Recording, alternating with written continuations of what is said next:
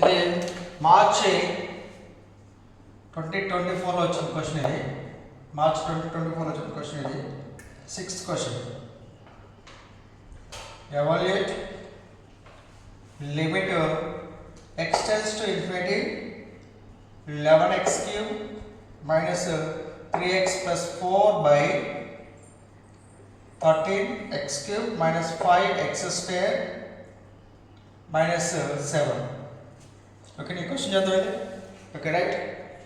Given ఏంటి, ఇచ్చిన అంశాన్ని ఇక్కడ ఇచ్చిన అంశం limit x tends to infinity 11x cube minus 3x plus 4 by 13x cube minus 5x square minus 7.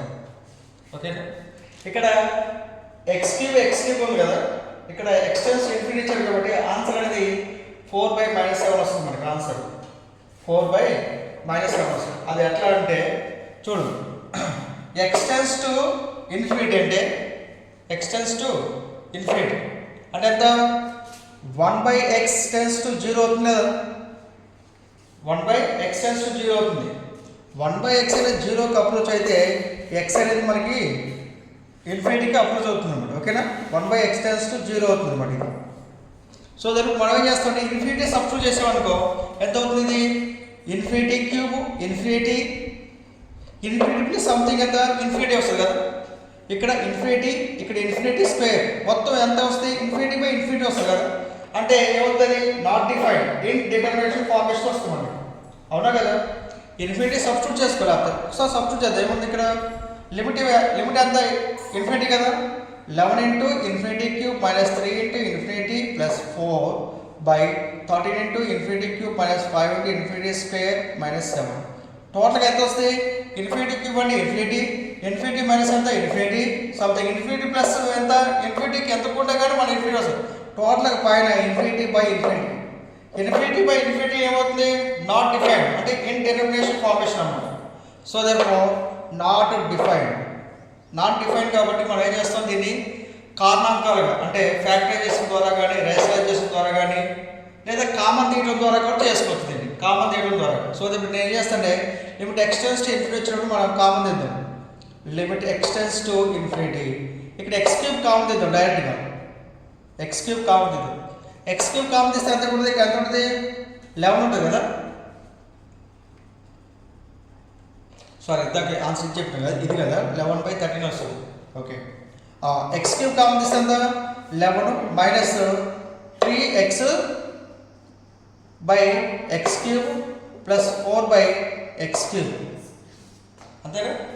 11 into x cube ఎంత, 11x cube.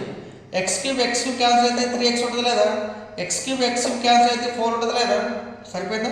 కింద కూడా ఎంత, x cube కామన్ చేద్దాం. x cube ఎంత, ఇది 13 minus 13 into x square, 13x square. Next ఎంత, ఇది 5x square by x cube.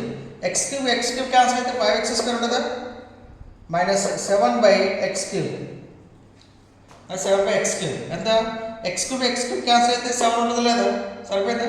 ఇక్కడ x cube క్యాన్సిల్, రిమైనింగ్ ఎంత, limit x tends to infinity 11 minus ఎంత, ఇది 3/x square plus 4/x cube whole by 13 minus square అంటే 5/x minus 7/x cube. x tends to infinity డైరెక్ట్గా x tends to infinity substitute చేసేసి ఎంత, ఇది 11 minus 3/infinity square plus 4/infinity cube by 13 minus 5/infinity minus 7/infinity cube.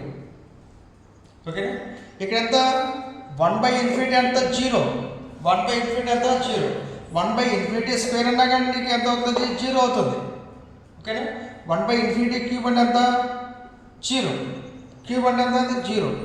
1/infinity ఉంటే 0 తల్లి. మరి ఇక్కడ 1/infinity ఉంది కదా, 0 వస్తుందా, 0 అంటే సంథింగ్ మొత్తం 0. 1/infinity క్యూబ్ ఎంత, 0 అంటే 0 ఇంటూ సంథింగ్ ఎంత, 4 ఎంత, 0నా. టోటల్గా ఎంత, ఇది 11 minus 3 into 0 plus 4 into 0 by 11 minus 5 into 1/infinity ఆడ ఎంత, 0నా. 7. 1 by infinity cube ఎంత 0. ఇక్కడ 1 by infinity cube ఉంది. డైరెక్ట్గా ఇన్ఫినిటీ క్యూబ్ అనలేదు నేను, 1 by infinity cube అంటున్నాను 0. ఇక్కడ 1 ఉంటుంది, 1 by infinity cube 0 అనమాట. టోటల్గా ఎంత ఇది ఎంత, it is equal to 11 minus 0 plus 0 by ఇదంతా 13 మైనస్ 0 మైనస్ 0 మొత్తం అంతా 11 by 13. ఇది ఆన్సర్ అన్నమాట. ఓకేనా, ఇది ఇక్కడ 11 by 13 ఆన్సర్ డైరెక్ట్గా రాసుకోవచ్చు, ఎంసెట్ బిట్ అయితే. ఓకేనా, ఇక్కడ ఎక్స్టెన్స్ ఇన్ఫినిటీ ఉండాలి, 11 by 13 ఉంటే x cube సేమ్ ఉంటుంది. ఓకే, ఇటువంటి టైప్ ఆఫ్ క్వశ్చన్ కూడా చేద్దాం మనం.